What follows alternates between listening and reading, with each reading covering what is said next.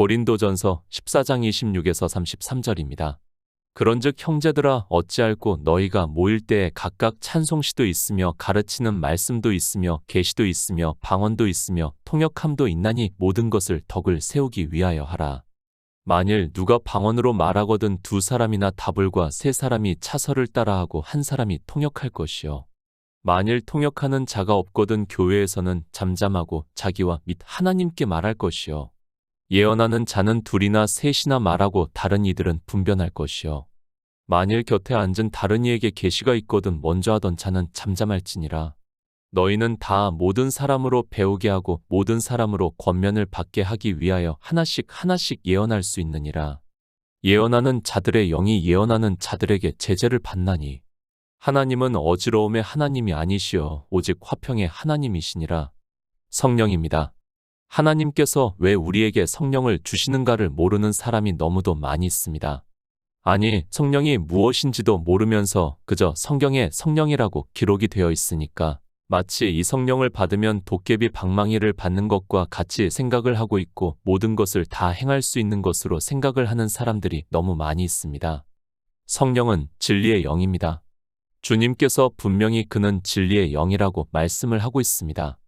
성경 말씀을 받아들이시기 바랍니다. 성경에서는 진리의 영이라고 주님께서 분명히 말씀을 하고 있는데 이방인들은 이 진리의 영을 하나님이라고 하면서 성령 하나님이라고 부르고 있습니다. 기초입니다. 기본도 안 되어 있는 사람들이 종교의 세뇌가 되어 아무리 성경을 보아야 그 성경이 보이겠습니까? 주님께서 진리의 영이라고 말씀을 하면 그런 것입니다. 그런데 주님께서 진리의 영이라고 말씀을 하고 있는데 종교의 교부들이 다수의 투표에 의해서 결정한 것을 사람들은 하나님이라고 믿고 있습니다. 성령을 왜 보내주셨습니까? 그것을 주님께서 말씀을 하고 있습니다. 내가 아버지께로서 너희에게 보내사 곧 아버지께로서 나오시는 진리의 성령이 오실 때 그가 나를 증거하실 것이라고 말씀을 하고 있습니다. 그러니까 성령이 오셔서 하는 일이 무엇인가 하면 우리가 성경을 보고도 예수 그리스도를 증거를 받지 못하니까 그것을 증거를 받게 진리로 인도하신다는 말씀입니다. 성경 말씀입니다. 하나님의 말씀입니다. 물론 우리 인생의 언어로 기록이 되어 있습니다. 그렇다고 해도 성경은 하나님의 말씀입니다. 아무리 인생의 언어로 기록이 되어 있다고 해도 우리 인생의 지혜와 지식으로는 아무리 보아도 성경에서 예수 그리스도를 증거를 받을 수 없고 그러면 영생을 얻을 수 없기 때문에 하나님께서 진리의 성령을 보내주신다는 말씀입니다. 기초입니다. 성령을 우리에게 보내주시는 목적입니다. 그런 이유가 없다는 것을 알아야 합니다. 우리가 하나님의 말씀을 보고 우리의 지혜와 지식으로 깨닫고 하나님의 뜻을 알고 영생을 얻을 수 있을 것 같으면 하나님께서는 굳이 성령을 보내주실 이유가 없습니다. 우리는 피조물입니다. 그리고 하나님은 창조주이십니다. 그리고 성경은 하나님 나라에 대해서 말씀을 하고 있습니다. 이 모든 일이 영의 일이라는 것을 말씀을 하고 있습니다. 이 영의 일을 우리 피조물의 언어로 기록을 했다고 해서 우리가 성경을 보고 영생을 얻어 하나님 나라에 들어갈 수 있는 것이 아니라는 것을 먼저 깨달아야 합니다. 이스라엘의 선생입니다. 니고데모가 주님께 찾아왔습니다. 그에게 주님께서 사람이 거듭나지 아니하면 하나님 나라에 들어갈 수 없다고 말씀을 하니까 니고데모가 처음 들어보는 말씀이라서 너무 놀라고 있습니다.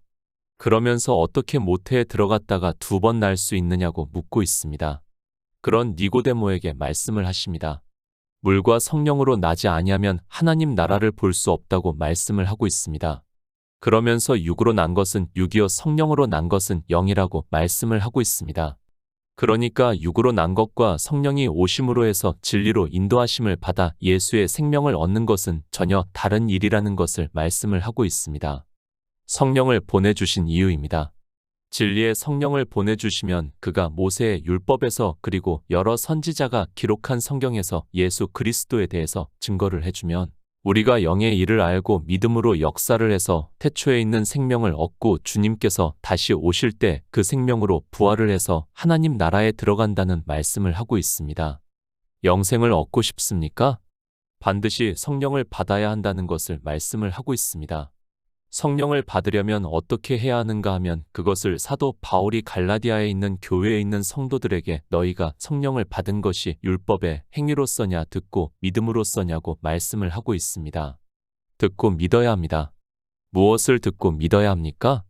성경에서 예수 그리스도에 대해서 증거를 받아 듣고 믿어야 한다는 말씀입니다. 이렇게 듣고 믿는 것을 유월절을 먹는 것이라고 말씀을 하고 있고 주님께서는 요한복음 6장에서 내 살을 먹고 내 피를 마시는 자는 영생을 얻었다고 말씀을 하고 있습니다. 성령이 오셔서 하는 일입니다. 그리고 성령의 은사를 말씀을 하고 있습니다. 그 은사는 무엇인가 하면 예수 그리스도를 증거를 받아서 듣고 믿을 수 있게 여러 가지 은사를 통해서 성도들에게서 진리를 증거를 할 수 있게 역사를 하고 있다는 말씀입니다. 그것을 사도 바울이 여러 가지 은사를 통해서 말씀을 하고 있습니다. 고린도전서 14장 26절입니다. 그런즉 형제들아 어찌할꼬 너희가 모일 때에 각각 찬송시도 있으며 가르치는 말씀도 있으며 계시도 있으며 방언도 있으며 통역함도 있나니 모든 것을 덕을 세우기 위하여 하라. 기초입니다. 우리 성도는 종교의 교리를 따르는 자가 아닙니다. 성경에서 예수 그리스도에 대해서 증거를 하는 그러니까 영생을 얻는 데 있어서 기초를 든든히 세워야 한다는 말씀입니다. 종교가 아무리 거대하고 세상적으로 박사도 많고 지혜 있는 자가 많은 것 같아도 우리 성도는 반드시 성경에서 증거를 하고 있는 말씀만 받아들여야 합니다. 그렇지 않습니까? 우리가 영생을 얻을 수 있는 기초는 종교의 교리가 아닙니다. 반드시 성경에서 예수 그리스도를 증거를 받아 믿음으로 역사를 해야 영생을 얻을 수 있다는 것을 깨달아야 합니다. 그런데도 사람들은 성경에도 없는 것을 종교에서 말을 하고 행위로 하고 있으면서도 전혀 두려워하지 않고 구원을 받았다고 말을 하고 있습니다. 성령입니다. 성령이 무엇인지도 모르고 그가 와서 하는 일이 무엇인지도 모르고 성령을 하나님이라고 하고 있습니다. 성경에서 증거를 하지 않고 사람들이 다수가 모여서 만든 것을 하나님이라고 믿는다고 하는 것이 얼마나 무지한 일인가를 알아야 하는데도 사람들은 그저 거대한 종교 안에서 포승으로 묶여 하나님이라고 부르고 있습니다. 얼마나 웃기는 이야기입니까? 하나님도 아닌 것을 하나님이라고 하고 있다가 영생을 얻지 못한다면 그것은 너무도 불행한 일이라는 것을 알아야 합니다. 마치 돈키호테가 풍차를 보고 적으로 알고 달려드는 것과 무엇이 다릅니까? 종교 안에만 들어가면 사람들은 이렇게 된다는 것을 우리는 바로 깨달아야 합니다. 우리 성도입니다. 유일하신 참 하나님을 믿고 있습니다. 그리고 그분이 이 세상에 우리 종의 형체를 입고 이 세상에 오셔서 우리를 구원하시는 구속의 모든 일을 이루셨습니다. 그러나 우리 인생으로는 아무리 성경을 보아도 그것을 모르기 때문에 하나님께서 성령을 보내주심으로 해서 우리가 예수 그리스도를 증거를 받아 믿음으로 역사를 해서 영생을 얻는다는 말씀입니다. 성령을 받았습니다. 그리고 은사가 있다는 것을 말씀을 하고 있습니다. 그것을 사도 바울이 그런즉 형제들아 어찌할꼬 너희가 모일 때에 각각 찬송시도 있으며 가르치는 말씀도 있으며 계시도 있으며 방언도 있으며 통역함도 있나니 모든 것을 덕을 세우기 위하여 하라고 말씀을 하고 있습니다. 골로새서 3장 16절입니다. 그리스도의 말씀이 너희 속에 풍성히 거하여 모든 지혜로 피차 가르치며 권면하고 시와 찬미와 신령한 노래를 부르며 마음에 감사함으로 하나님을 찬양하고 교회입니다. 계속해서 말씀을 하지만 우리는 교회를 인정을 해야 합니다. 지금 종교에서 만든 그런 건물을 교회라고 하는 것이 아니라 성도들이 모여 예배를 하는 것을 교회라고 말씀을 하고 있습니다. 지금 이 말씀은 11장부터 이어지는 말씀으로 성도들이 모여 주의 살을 먹고 주의 피를 마시는 것을 말씀을 하고 있고 주님께서 그렇게 해야 영생을 얻은 자 된다고 말씀을 하고 있습니다. 우리 성도입니다. 그렇게 교회에서 교제를 한다는 것을 말씀을 하고 있습니다. 그리스도 편지의 말씀을 보고 형제들과의 교제를 무시를 하지 마시기 바랍니다. 생명은 반드시 교회를 통해서 탄생이 된다는 것을 말씀을 하고 있고 우리는 성경을 인정을 하고 받아들여야 합니다. 찬송시입니다. 이것에 대해서 오해를 하는 사람들이 너무 많이 있습니다. 아니, 이미 종교가 되어 있는 사람들은 찬송가라고 하면서 자기들이 부르는 노래를 만들어서 부르고 있는 것을 볼 수 있습니다. 왜 그런 노래를 부르는가 하면 바로 이렇게 성경의 문자로 기록이 되어 있으니까 당연하게 생각을 하고 있습니다. 초기 교회입니다. 제가 굳이 말씀을 안 드려도 얼마나 핍박을 받았는가를 잘 알고 있습니다. 그런데 성도들이 모여서 찬송가를 부를 수 있다고 생각을 하고 있습니까? 찬송시라고 하니까 찬송가로 생각을 하고 있고 종교는 당연하게 하고 있지만 그것 역시 행위라는 것을 알아야 하고 그 행위의 부자가 되면 구원을 받을 수 없습니다. 영생을 얻은 자입니다. 주님을 찬양하게 되어 있습니다. 그것을 꼭 노래로 한다고 생각을 하지 마시기 바랍니다. 서로 말로써 주님을 찬송하는 것도 노래가 되고 있고 찬송시가 된다는 것을 알아야 합니다. 그러나 이방의 종교는 이 말씀을 오해를 해서 수많은 찬송가를 만들어서 부르고 있고 그것으로 인하여 성령이 오셔서 주님의 살을 먹고 주님의 피를 마시게 하는 것을 방해를 하고 있지만 깨닫지를 못하고 있습니다. 찬송가를 부릅니까? 그것 역시 행위라는 것을 알아야 합니다. 사도 바울이 말씀합니다. 사람이 의롭게 되는 것은 율법의 행위에서 난 것이 아니요 오직 예수 그리스도를 믿음으로 말미암는 줄 아는 고로 우리도 그리스도 예수를 믿나니 이는 우리가 율법의 행위에서 아니고 그리스도를 믿음으로써 의롭다 함을 얻으려 함이라. 율법의 행위로서는 의롭다 함을 얻을 육체가 없다고 말씀을 하고 있습니다. 율법의 행위입니다. 우리 인생들이 예수 그리스도를 믿는다고 하면서 하는 모든 행위를 말씀을 하고 있습니다. 그리고 믿음입니다. 주님께서 이 세상에 오셔서 율법을 완전케 하심으로 해서 우리에게 자유하게 하는 온전한 율법을 주신 것을 믿고 율법을 지키지 않는 것을 말씀을 하고 있습니다. 찬송가입니다. 제가 그것을 부르는 것이 행위고 구원을 받을 수 없다고 하면 받아들일 수 있는 사람이 거의 없다는 것을 잘 알고 있습니다. 그러나 찬송가도 사람이 부르고 있다는 것을 알아야 합니다. 그리고 그것을 우리의 의라고 말씀을 하고 있고 이사야 선지자는 우리의 의는 더러운 옷과 같다고 말씀을 하고 있습니다. 저는 복음을 전하는 자입니다. 이 말씀을 보고 찬송가를 부르고 안 부르고 하는 것은 본인의 자유라고 생각을 하고 있습니다.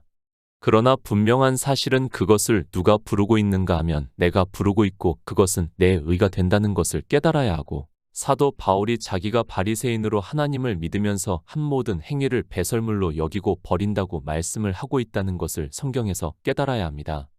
영생입니다. 성령이 오시면 모든 진리 가운데로 인도를 하심으로 해서 예수 그리스도를 믿어 영생을 얻는다는 말씀을 하고 있습니다. 그렇게 영생을 얻은 성도에게서는 당연히 찬송이 나오게 되어 있고 그것이 꼭 곡조가 있는 노래가 아니라는 것을 우리는 바로 깨달아야 합니다. 고린도전서 2장 13절입니다. 우리가 이것을 말하거니와 사람의 지혜에 가르친 말로 아니하고 오직 성령의 가르치신 것으로 하니 신령한 일은 신령한 것으로 분별하느니라. 갈라디아서 1장 12절입니다. 이는 내가 사람에게서 받은 것도 아니요 배운 것도 아니요 오직 예수 그리스도의 계시로 말미암은 것이라. 가르치는 말씀입니다.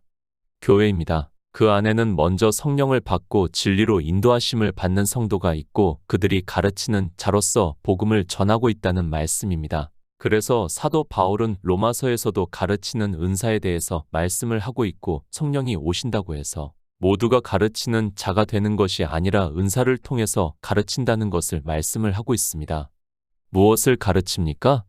성경에서 예수 그리스도에 대해서 가르침으로 해서 영생을 얻을 수 있게 하고 있다는 말씀을 하고 있습니다. 그저 이 세상에서 종교에서 라이선스를 따서 가르치는 것을 말씀을 하는 것이 아니라 지금 진리의 성령이 오셔서 진리 가운데로 인도하심을 받는 성도가 하는 일을 말씀을 하고 있습니다. 은사입니다. 오해를 하지 마시기 바랍니다. 먼저 성령에 대해서 우리는 바로 기초를 세우고 있으면 은사에 대해서 오해를 하지 않을 수 있습니다. 그저 세상에서 가르치는 것과 같이 세상의 지식으로 가르치는 사람들이 많은데 그것이 아니라 반드시 예수 그리스도에 대해서 가르쳐야 합니다. 예수 그리스도입니다. 우리 피조물이 구원을 받게 하기 위해서 구속의 일을 이루시기 위해서 이 세상에 오셨습니다. 그 일이 다 성경에 기록이 되어 있고 진리의 성령이 오심으로 해서 그것을 진리로 인도함을 받는 성도가 교회 안에서 가르치고 있다는 것을 말씀을 하고 있고 그렇게 가르침을 받은 자가 듣고 믿음으로 영생을 얻는다는 것을 말씀을 하고 있습니다. 사도 바울이 말씀합니다. 고린도전서에서 우리가 이것을 말하거니와 사람의 지혜에 가르친 말로 아니하고 오직 성령의 가르치신 것으로 하니 신령한 일은 신령한 것으로 분별한다고 말씀을 하고 있습니다. 그러니까 성령이 예수 그리스도에 대해서 증거를 해주는 것을 신령한 일이라고 말씀을 하고 있고 성령을 받은 성도만이 그 가르침을 받을 수 있다는 말씀입니다. 계시입니다. 사도 바울이 이방이 복음을 전하고 있습니다. 갈라디아에 있는 교회에 있는 성도들에게 편지를 보내고 있습니다. 이는 내가 사람에게서 받은 것도 아니요 배운 것도 아니요 오직 예수 그리스도의 계시로 말미암은 것이라고 말씀을 하고 있습니다. 계시라고 하니까 이상한 이야기 하지 마시기 바랍니다. 성경을 보고 성령의 인도하심을 받아서 그 말씀에서 예수 그리스도가 드러나는 것을 계시라고 할 수 있습니다. 쉽게 말씀을 하면 우리가 율법을 보고 있습니다.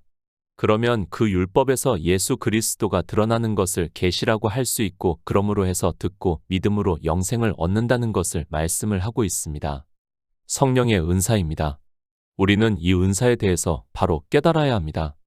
은사라고 하니까 지금 종교 안에서는 거의 샤머니즘에 빠지고 있는 것을 볼 수 있습니다.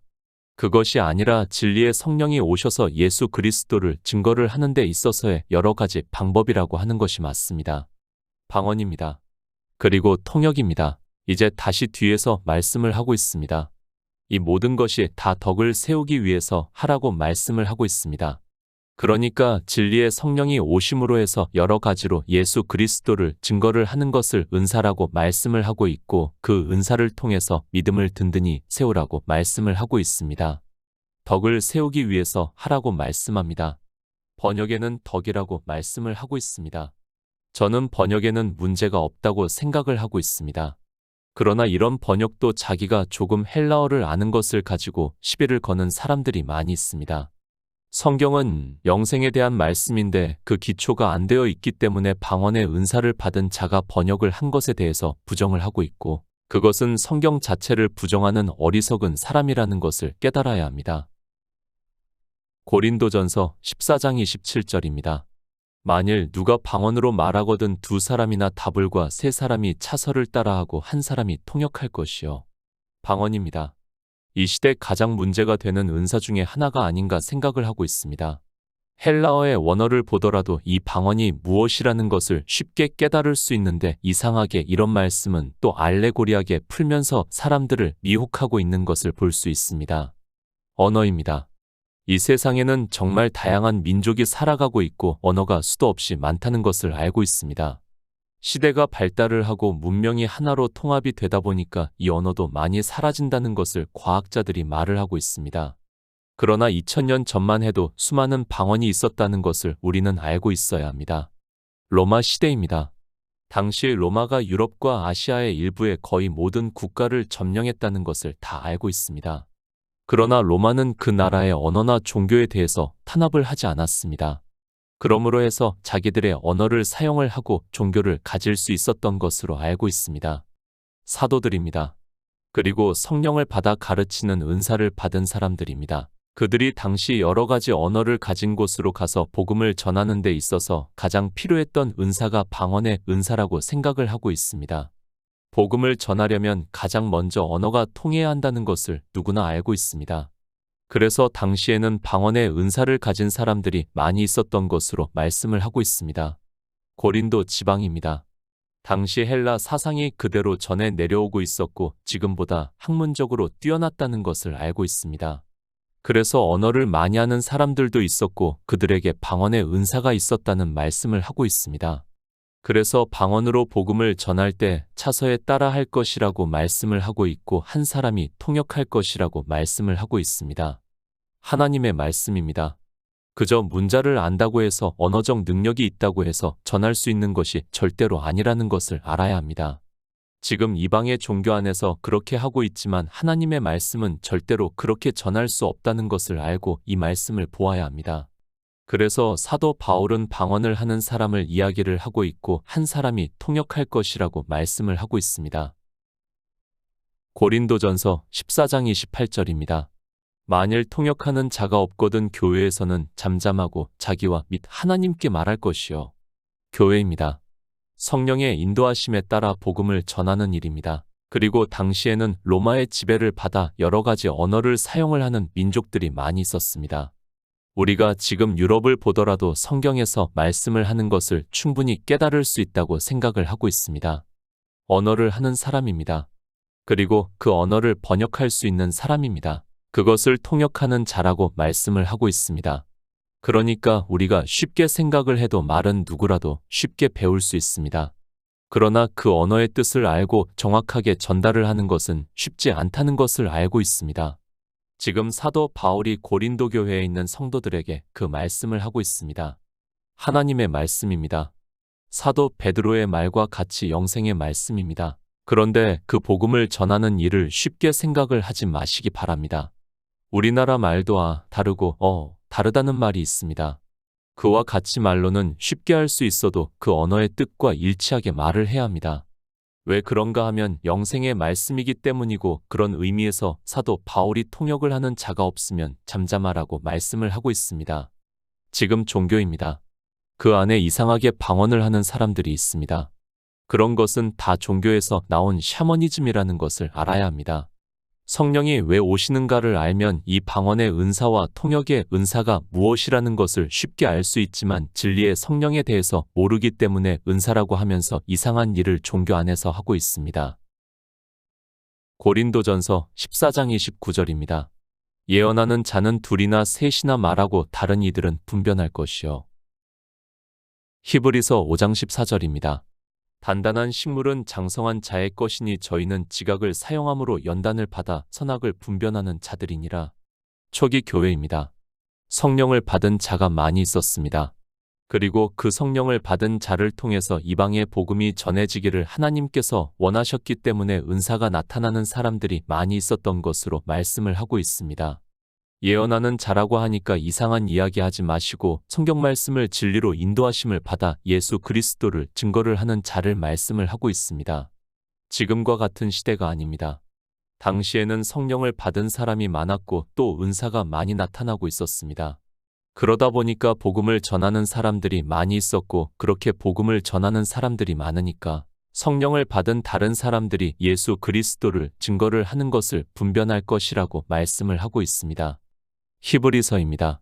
단단한 식물은 장성한 자의 것이니 저희는 지각을 사용함으로 연단을 받아 선악을 분변하는 자들이니라 라고 말씀을 하고 있습니다.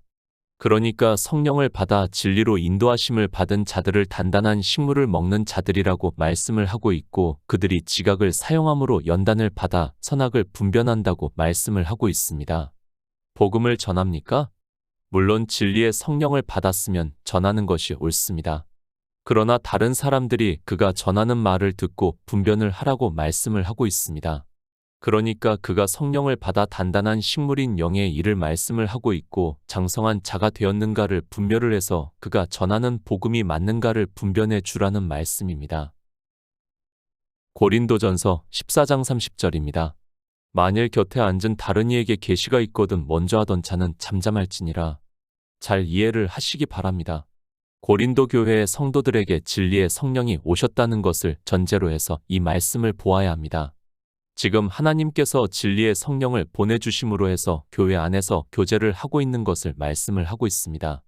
진리의 성령을 받지 않고 진리의 성령에 대해서 모르면 이 말씀이 전혀 해당이 안 된다는 것을 깨달아야 합니다. 교회입니다. 그 안에 진리의 성령을 받은 성도들이 지금 교제를 하고 있다는 것을 알아야 합니다. 지금 이방의 종교 안에는 진리의 성령을 받은 자가 거의 없기 때문에 사실 고린도전서 14장의 말씀은 전혀 해당이 안 된다는 것을 알아야 하는데 그들은 자기들이 성령을 받았다고 말을 하고 있습니다. 예언을 하고 있습니다. 그러니까 진리의 성령이 오셔서 예수 그리스도에 대해서 증거를 하고 있다는 말씀을 하고 있습니다. 예언을 하고 있는데 그때 누군가 계시를 받았다면 예언을 말하던 자들이 잠잠하고 계시를 받은 자가 말을 하라고 말씀을 하고 있습니다. 그러니까 예수 그리스도를 증거를 하는 데 있어서 더 잘 증거를 하는 계시가 있으면 그가 하고 예언을 하는 사람들은 잠잠하라는 말씀입니다. 고린도전서 14장 31절입니다. 너희는 다 모든 사람으로 배우게 하고 모든 사람으로 권면을 받게 하기 위하여 하나씩 예언할 수 있느니라. 교회입니다. 11장에서 주의 만찬을 나누는 것을 말씀을 하고 있습니다. 그러니까 성도들이 모여서 예배를 하는 것을 말씀을 하고 있고 그 가운데 진리의 성령을 받은 자들이 많이 있고 그들이 은사로 나타나서 방언을 하고 예언을 하고 계시를 받는 것을 말씀을 하고 있습니다. 다 성령을 받은 것이 아닙니다. 교회 안에는 이제 처음 들어와서 복음을 듣는 사람도 있다는 것을 알고 성경을 보아야 합니다. 서로 교제를 하고 있지만 처음 교회 안에 들어온 사람이 지금 이 예배에 참석을 하고 있고 그러면 이 복음을 듣고 있다는 것을 전제로 해서 말씀을 하고 있습니다. 진리의 성령입니다. 여러 가지로 은사가 나타나고 있다는 것을 말씀을 하고 있습니다. 그런 그들에게 사도 바울이 교회 안에서 너희는 다 모든 사람으로 배우게 하고 모든 사람으로 권면을 받게 하기 위하여 하나씩 하나씩 예언할 수 있다는 것을 말씀을 하고 있습니다. 예수 그리스도를 증거를 해서 영생을 얻게 할 수 있다면 교회 안에서 누구나 은사에 따라 이렇게 할 수 있다는 말씀입니다. 교회입니다. 성도들이 예배를 하고 있습니다. 누구나 진리의 성령이 오신 성도는 예수 그리스도에 대해서 증거를 할 수 있습니다. 그리고 이제 복음을 듣고 있는 사람들에게 권면을 할 수 있다는 것을 말씀을 하고 있습니다. 그들이 권면을 받아 예수 그리스도를 믿을 수 있게 하기 위해서 하나씩 하나씩 예언을 할 수 있다는 말씀입니다. 쉽게 말씀합니다. 진리의 성령을 받아 은사가 나타나면 예수 그리스도를 증거를 할 수 있다는 것을 말씀을 하고 있습니다. 다만 교회 안에서 많은 사람이 혼잡스럽게 이야기를 하면 권면을 받을 수 없기 때문에 사도 바울이 복음을 전하는 것도 쉽게 말을 해서 예절에 따라 하라는 의미에서 이 말씀을 하고 있다는 것을 알고 성경을 보아야 합니다. 고린도전서 14장 32에서 33절입니다. 예언하는 자들의 영이 예언하는 자들에게 제재를 받나니 하나님은 어지러움의 하나님이 아니시오 오직 화평의 하나님이시니라. 번역입니다. 저는 늘 말씀을 하지만 우리나라 성경은 참 잘 번역이 되어 있다고 믿고 있습니다. 정말 히브리어나 헬라어의 원어를 아는 것보다 우리나라 언어로 번역이 되어 있는 성경을 보고 예수 그리스도를 믿어 영생을 얻는 것이 더 쉽게 생각을 하고 있습니다. 예언을 합니다. 자기가 성령을 받았다고 해서 막 예언을 하는 것이 아니라는 것을 말씀을 하고 있습니다. 그러니까 예언을 하더라도 자기 스스로가 심령의 제자를 받는다고 말씀을 하고 있습니다. 그러니까 겸손한 자는 굳이 내가 지금 이 말씀을 해야 하는가 하지 말아야 하는가를 깨닫게 된다는 것을 사도 바울이 말씀을 하고 있습니다. 영생입니다. 다른 것 생각을 하지 마시기 바랍니다. 이미 13장에서 말씀을 하고 있습니다. 내가 사람의 방언과 천사의 말을 할지라도 내가 예언하는 능이 있어 모든 비밀과 지식을 알고 산을 옮길 만한 믿음이 있을지라도 예수 그리스도로부터 사랑을 받아 영생을 얻지 못한다면 아무것도 아니라는 말씀입니다. 그 말씀을 깨달은 성도가 14장의 말씀을 깨달을 수 있다는 말씀입니다. 하나님입니다. 하나님은 어지러움의 하나님이 아니시오 오직 화평의 하나님이시니라 라고 말씀을 하고 있습니다. 그러니까 성령을 주셨다고 해서 그것을 마음대로 은사로 나타내는 것은 영생을 얻는 데 있어서 유익이 되지 않는다는 것을 사도 바울이 말씀을 하고 있습니다. 영생의 말씀입니다. 진리의 성령을 왜 보내주셨는가를 먼저 알아야 합니다. 그런 성도는 사도 바울이 말씀을 하고 있는 이 은사에 대해서 충분히 깨달을 수 있다고 저는 믿고 있습니다.